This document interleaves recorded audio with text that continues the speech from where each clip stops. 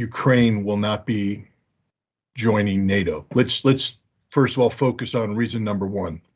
Russia won't allow it. And frankly speaking, that's the only reason that counts. It's a red line for Russia, and Russia has demonstrated that it's willing to use all the means at its disposal to prevent Ukraine from becoming a member of NATO. And the ongoing special military operation is proof that Russia is not bluffing on this issue. So we have to deal with that reality. But more importantly, frankly speaking, NATO doesn't want Ukraine to be a member. Ukraine doesn't qualify for NATO membership. There are many fundamental issues with Ukraine as a state, as a potential member of a rules-based, law-based organization like NATO. Ukraine is a fundamentally corrupt nation. It lacks any moral or legal or historical connectivity to NATO. So it makes no sense for Ukraine to become part of NATO. And we need to reflect on this. And I think it's important that we note an article that was written by George Soros back in 1993 about the future of NATO. This, of course, was written in the immediate aftermath of the collapse of the Soviet Union, as NATO was struggling to identify what its future would look like. And Soros said straight up that the future of NATO depends on maintaining Russia as a potential adversary, and that the relationship, the adversarial relationship, could in fact become confrontational to include a military-on-military component. But he said it's important to note that NATO cannot get involved in a direct military conflict with Russia, because the consequences would be body bags coming home to NATO, and NATO was not ready to receive body bags.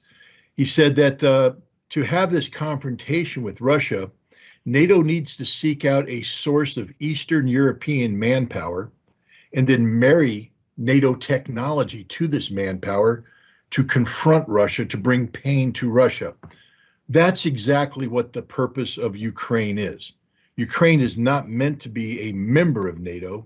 Ukraine is meant to be a source of non-NATO manpower that can be sacrificed on a battlefield in a confrontation to Russia. So that's, I think today what we're seeing is the manifestation of what George Soros had written about back in 1993. Ukraine is not meant to be a NATO member. It's meant to be a proxy of NATO, a sacrificial lamb for NATO. Russia can't lose this war. And I don't mean that from a standpoint that it's impossible to conceive of Russian military defeat. What I mean is that Russia cannot survive if it loses this war. If Russia loses this war, Russia is done. Russia is finished. And I think Vladimir Putin has said that he cannot imagine a world without Russia. So if Russia is finished, the world is finished.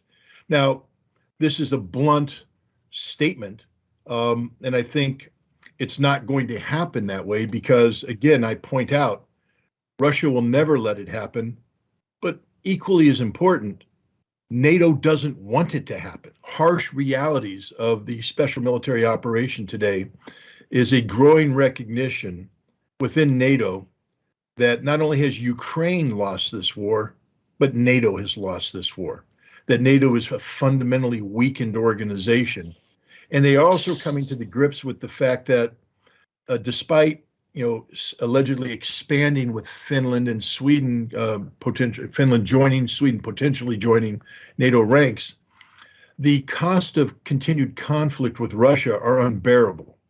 Jens Stoltenberg has spoken of creating a 300,000 strong rapid response force, but nobody has talked about who's going to pay for that. How is it going to be made? How is it going to be maintained? Janet Yellen just came back she traveled to China, and then she just attended the G20 finance ministers meeting in India. What is the message that she is bringing out there? She speaks of two things, de-risking and friend shoring. Now, these are two concepts. De-risking is a financial concept that in the West, if you are part of a bank, if you're an individual or an institution that's banking, and the bank determines that you represent a risk to their overall health, de-risking means they're divorcing from you, they're leaving you, they're dumping you, they're managing you by getting rid of you. The United States has embraced de-risking in terms of, and so has Europe. I mean, Ursula von der Leyen spoke of de-risking back in March of this year. It's the first time it was mentioned. The approach to China, they claim it's not a divorce. They claim it's not decoupling. They're simply trying to diversify their supply chains, et cetera, so they're not an over-reliance on China. But how do they do that? Here's where the next concept comes in, and this is an important one. Friend shoring.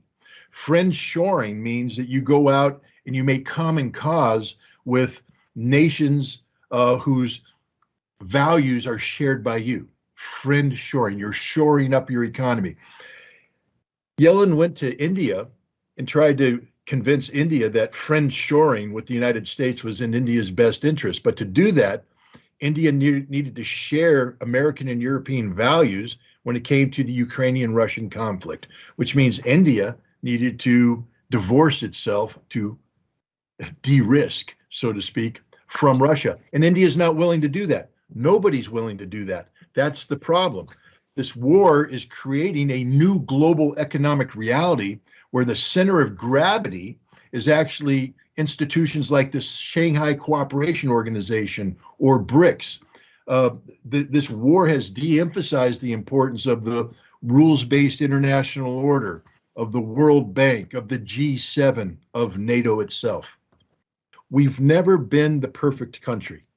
We've always been the country trying to be the perfect country. And I think some people bought into that because they saw Hollywood as a symbol of that perfection, the dream, the fantasy. Rock and roll was the fantasy, but it's fantasy. It's not reality. The reality is homeless people in the streets. The reality is constant warfare. The reality is an economy that makes no sense anymore. This is the reality as America is struggling with that reality. Thank you, Scott. You were brilliant. Thanks again for joining us. Always nice to talk to you. And if I'm allowed, I would, keep you here on the call for the next 3-4 hours. Just, ask all the questions I have. Thanks for everything you're doing. Thank you. Stay the voice of the common sense. We really appreciate it. Thank you. Thank you for having me. But anyway, we live in Moscow with our 5 children, and we both produce and star in our own YouTube channel called Expat American. And not only do we do that, but because of this channel, we are now inundated with emails and requests from people from the West that want to move to Russia, to live, to start their new life. Well, we are not inundated with requests. She is, because she gets the emails. But anyway, how did this happen? I'm a guy from Florida. I went to film school at New York University. I worked in Hollywood in the movie business. And I never thought about Russia, except what Hollywood told me, which is that Russia is a place full of bad guys, a cold, dark, scary place. And then I got married to a Russian. And over time, I visited Russia. And it was amazing because what I saw with my eyes did not match what I had been taught and brainwashed to believe for almost 40 years. I had been trained to make shows, and there's this thing called the internet. And maybe I can do my part to get around the mainstream media and let the world know, show the world normal life, and show people that Russia is a normal place. Russia is a place that is safe. Russia is a place for traditional family values. And so that's what we did. And we did this 9 months ago. And our hope with the channel is that Westerners would watch and they would say to themselves, wow, this isn't right. We shouldn't be in a Cold War. And they would put pressure on their governments and the Cold War would end. I know it might sound a little bit too optimistic, but that was my hope. And that has not happened. But instead, what has happened is we've gotten a bunch of Westerners saying, can we please move to Russia? Please advise us. Please help us how we can immigrate. Because they feel like perhaps the West is going crazy. And now they want to have a normal life in a new place. And how crazy is this, guys? That we now live in a world where Westerners, for political reasons, for freedom, want to leave the West and live in Russia. Yeah, so there were so many people that have been emailing us with the questions how we can visit Russia or how we can move to Russia, because their understanding about Russia was from the movies, like my husband said, or from some mainstream news. So they were very scared even to email us, and they said in the email we were afraid to email. So they have been emailing us like every day, 5 to 6 emails a day. So to the point where we had to open the Immigration Aid Center, where we will let people know that actually we are having a team who are willing to help them to visit Russia or to come to Russia, to move to Russia. And people email us from different countries, the US, the UK, Canada, Germany, France, and other European countries. And most of them are saying that they want to move because of the ideological, traditional values. But we know now from making our show and hearing from people that are watching that there are a lot of people out there with traditional family values that want a place to call home, that want a good place that they can raise their kids. And I think now is a good time, unfortunately, because the West is going a little bit crazy, is not doing well, for like-minded countries there for traditional family values to unite and to have the correct immigration laws to rescue these people, which will in turn make their country stronger, your country stronger, Russia stronger, and help us to together create a new shining city on a hill. Moving to the next subject, deepening to the last point I've been asked. Here in the Basque Country, as in the rest of Europe, Russia's response on Ukraine February last year has split up the left, even in its revolutionary wing. The situation has highlighted all divisions, certainly the right, from a difference in perception of tasks, laws, means, and costs, certainly, of the class struggle on the road from capitalism to socialism. That's mainly due to the fact that, on the one hand, there is the sector which provides an explanation based on Lenin's definition of imperialism from over 100 years ago. Англичане до сих пор мешают ирландцам объединиться в единое государство, да, потому что в составе Великобритании находится Северная Ирландия или Ольстер. И если раньше британцы мотивировали это тем, что юнионистов, а именно ирландцев, лояльных англичанам, которые изменили вере отцов и крестились из католичества в протестанство, а также потомков английских колонистов, их количественно больше, чем, собственно, сторонников тех, кто хочет отсоединиться, вернуться в Ирландию, тех же самых Ирландской республиканской армии и ее политического крыла Sinn Féin, ирландцев-католиков. Но с учетом того, что ирландцы-католики, будучи более традиционными ребятами, рожают больше, то сейчас демографическая ситуация уже выправляется, идет к тому, что ирландцев-католиков скоро будет больше, чем юнионистов и сторонников унии с Британией. Я надеюсь, что в будущем мир поймет, что архитектура современной безопасности, она все-таки базируется на принципах равенства и уважения к суверенитету. Суверенитет страны нужно уважать. A lot of problems and genocide in Volhynia in this context. Last February, while Ukrainian parliament celebrated Stepan Bandera, Poland's Prime Minister Mateusz Morawiecki in turn expressed his disapproval of all who commemorate Bandera, describing as genocide the brutal murder of between 100 to 200 ethnic Poles. Here, Polish and Ukrainian nationalism clash, and both regimes clash with the democratic values which the Western Bloc purportedly champions, while Europe now welcomes the specter of far-right nationalism and even neo-Nazism. There is a Russian proverb: no raven would hit the eye of another raven. I think you understand it. All these countries, Spain, Poland, the US, France, of course England, who oppresses Northern Ireland, are the part of one damned system. They're the part of one damned system.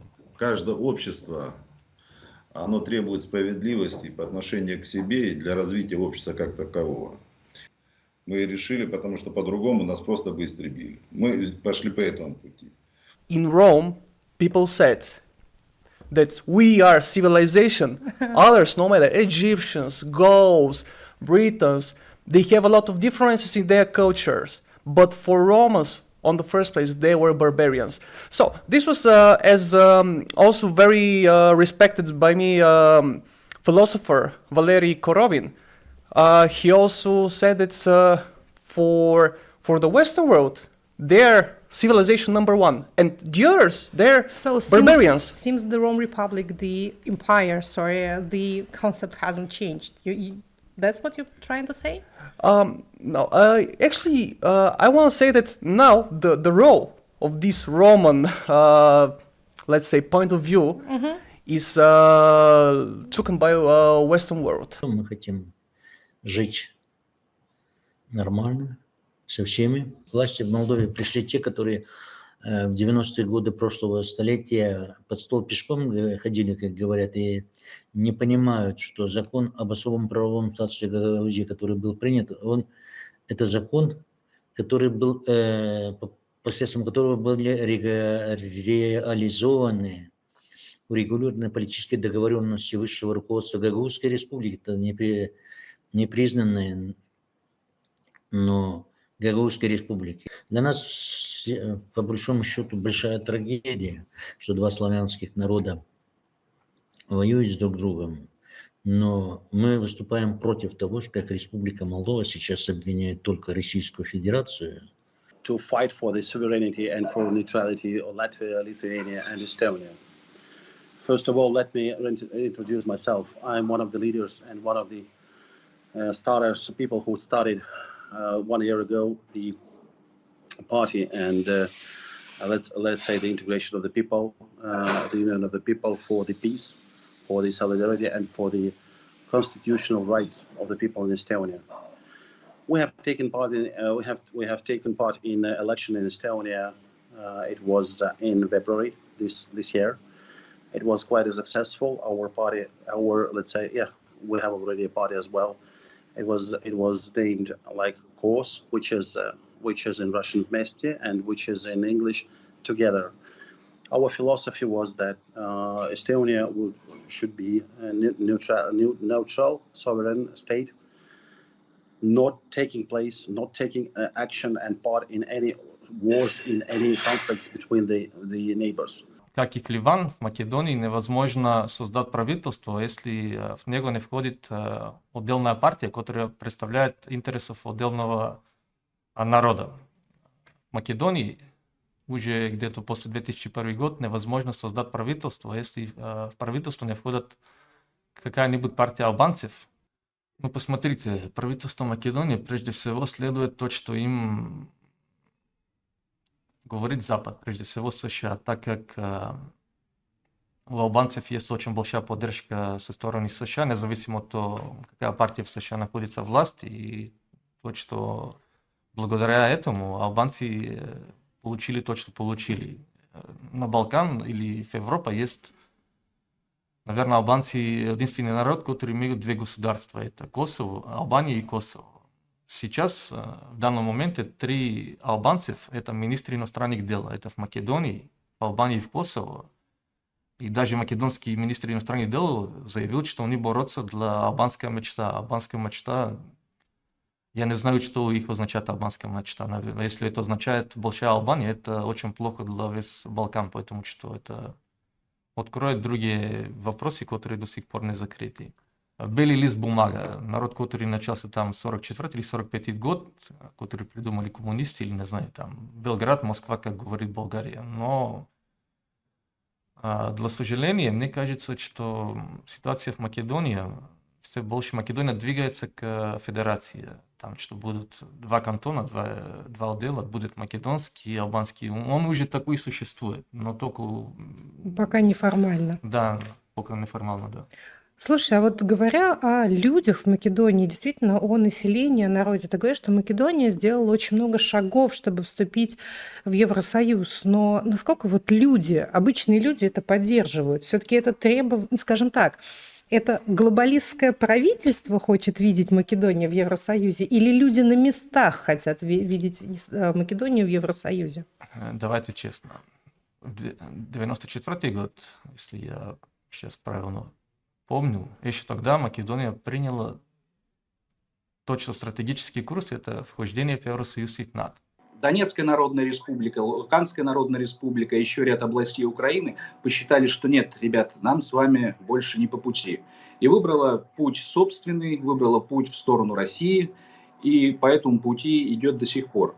Именно поэтому была вынуждена Россия начать спецоперацию на территории Украины, чтобы защитить русское население, чтобы защитить русскоговорящих людей, чтобы защитить русскую культуру.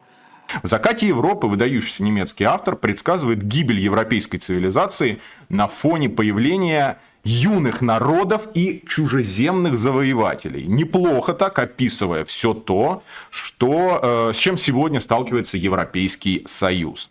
Наблюдая за последними протестами во многих европейских странах, хочется вспомнить, что Европа оказывалась на пороге кардинальных революционных перемен, но в итоге-то все заканчивалось хорошо, потому что в судьбу Европы очень часто вмешивалась Россия. Я не говорю, что мы не присоединяли к себе европейские земли. Конечно же, это было. Но давайте говорить откровенно, что считалось Европой в те исторические годы? Что считалось Старым Светом? Германия, которая, опять же, то Пруссия, то Австрия, то Австро-Венгрия, то немножко, да, так здесь скажем так, перешивались вот эти государства. Давайте вспомним, что Польша вообще какое-то время не существовала на карте, как в принципе, как государство. Франция была всегда Францией, Испания всегда была Испанией, Великобритания всегда была, Италия тоже всегда была Великобританией. Та часть Европы, о которой говорят наши оппоненты, безусловно, можно считать, что да, мы ее как-то завоевывали, забирали, но будем говорить откровенно, не было ни одного, когда эти земли были под управлением России, в них никогда не было никаких конфликтов. И это тот исторический пример, который подтверждает эти слова в любой государственной ипостаси нашей Родины. Американцы все-таки не пытаются Европу обогреть. Они не пытаются Европу накормить. Они не пытаются они пытаются Европе насадить свои леволиберальные ценности, которые убивают европейскую семью, убивают европейскую культуру, убивают европейскую архитектуру. Европа сегодня в очередной раз встает перед выбором, который ей предстоит сделать. То есть истребить, начать отрицать и отменять все то, что любил в ней весь цивилизованный мир, или же держаться своих корней, вспомнить все то, что сделали великие предки за последние сотни лет. Вспомнить созданные труды Галилео Галилея, Коперника, Ньютона, защитить память трудов европейских философов, Макса Вебера, Джона Лока, Фрэнсиса Бэкона, Томаса Гоббса, Иммануила Канта, и привлечь на помощь в защите всего этого вышеназванного главного гаранта этих самых традиционных ценностей, где присутствует здравая, умеренная сила в системе сдержек и противовесов. То есть Россия никогда не хотела устраивать войну в Европе, но Россия всегда будет готова прекратить любой кризис на ее территории во имя мира. С 1850 года у нас начались школы давати доверенности до 1916 выдержалось независимое государство. В наших школах изучался сербский язык, изучался предмет география общая и география сербских землях, история общая и история сербских землях, сербская история. Из 2016 года и идентические проблемы Черногории я там один раз объяснил. Я был с вашими бойцами милиции Донецкой Народной Республики у окопами рядом с Авдеевкой. Я был с этим бесстрашным героическим отрядом спецназа Ахмат, когда они воевали у Северодонецка. Я с одном героическим и тоже бесстрашным штурмовой группой Народной милиции Донецкой Народной Республики попали в апреле прямо в Азовсталь, когда там Апрель били бои. 2022 года, Да. прошлого. Да, апреле под Угледаром с бойцами батальона «Факел» я встретил Новый год. Позавчера был на позициях на рубежах под Горловкой. Спасибо тебе за это. Я поддерживаю правду. Новые моменты Европы, да, в Европе много того плохого. А задали ли вы вопросы, что у вас в настоящий момент надо улучшить? И делают ли шаги к этому? И я столкнулся с тем, наша команда столкнулась с тем, что вроде как бы должны быть гуманитарные правозащитные организации, которые были созданы в основном там, в середине прошлого века или в позапрошлом веке, как Красный Крест. И, по идее, вроде человечество имело 150 лет, да, для того, чтобы как-то отработать вопросы гуманитарного действия, защиты прав граждан во время вооруженных конфликтов и прочих кризисов. Но оказалось, что гуманитарная система всемирная совершенно не готова и не в состоянии ответить на вызовы, которые возникли в 21 веке. Давай мы сейчас это прям подчеркнем. То есть, когда люди Донецкой и Луганской народных республик боролись за свою свободу, за свое самоопределение, украинский режим их выхватывал и помещал в тюрьму. А мы сейчас знаем, что в Европе, на территории там, Европейского Союза или за его пределами, скажем так, на континенте, многие народы борются за свое право на самоопределение, за право на свою идентичность. И мы знаем, что эти народы, эти люди подвергаются репрессиям европейского режима. Что бы ты посоветовал людям, вот так, по-доброму, по-человечески, как бороться так, чтобы тебя, может быть, не упекли или хотя бы тебя спасли? Не буду ничего советовать, потому что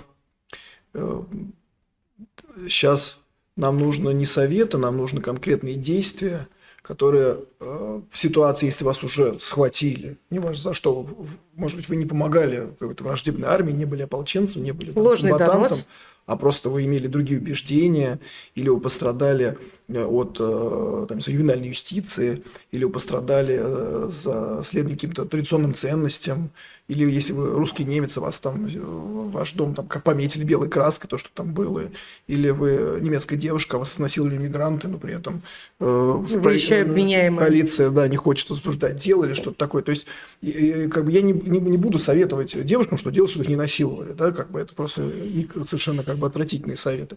Моя задача – это делать так, что как быть, чтобы этого не случалось, а если действительно вы страдаете за убеждения, вас там схватил полиция, там какие-то государственные органы, чтобы с вами обращались как можно более гуманно, что у вас было право на человеческое обращение и так далее. В середине 19 века один швейцарец решил создать Красный Крест, как раз основываясь на христианских и на гуманистических принципах. Он так это и задекларировал в своей книге, что вот христианские гуманистические принципы – это то, что поможет сохранить гуманность в условиях военных конфликтов, которые сотрясают Европу тысячелетиями. Да, ничего не меняется. К сожалению, у нас мир – это такие краткие промежутки между войнами. Нам вот казалось, что война – это что-то удивительное, обстоящий мир, но оказалось нет. Оказалось, что мир – это промежуток между войной. Вот так. Не об этом разговор. Итак, вот этот швейцарец создал Красный Крест, положил 2 этих принципа, но его последователи за 150 лет, они христианский принцип полностью забыли. И, возможно, из-за этого сейчас как раз ни Красный Крест, ни тем более такие мирские организации, как там Amnesty International и так далее, они не отвечают нуждам страдающих за свои убеждения людей. Вот. Хотел с Вальдемаром сделать такой вклад в эту перезагрузку, и мы решили вот создать такую христианскую правозащитную миссию в рамках его некоммерческой организации брюссельской. Приглашаем всех присоединиться. У нас уже Станислав присоединился.